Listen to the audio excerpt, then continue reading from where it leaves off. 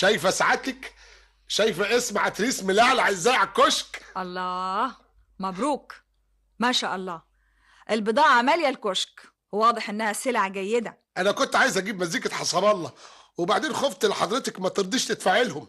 الحقيقه حضرتك بتدققي قوي علشان ما فيش قرش يتصرف الا في المظبوط. خليك عملي، لما الامور تمشي تبقى تجيب مزيكة حسب الله، مزيكة سعد الله، اللي يعجبك يا عتريس. حلوه سعد الله دي. على فكره، انا نسيت اعرف حضرتك باخويا علي، دبلوم تجاره. هو الوحيد اللي لقيته من اخواتي دبلوم تجاره. اهلا يا سيد علي. اهلا بيك يا فندم.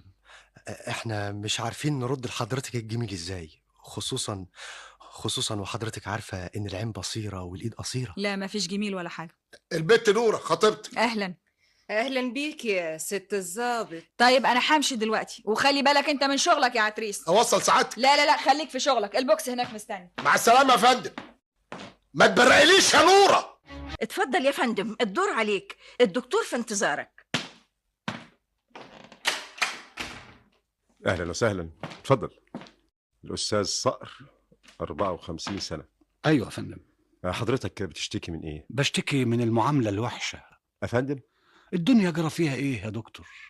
واحده ست بنت ناس معرفه تشوفني في القسم تقول لي ما تخشش اوضتي، قبلها والدتها اقول لها انا جاي اشرب فنجان قهوه تقول لي لا. ده ليه علاقه بالطب؟ يعني ليه علاقه بالكلى؟ لا مؤاخذه يا دكتور، انا دافع فوزيتا ومن حق ان حضرتك تسمع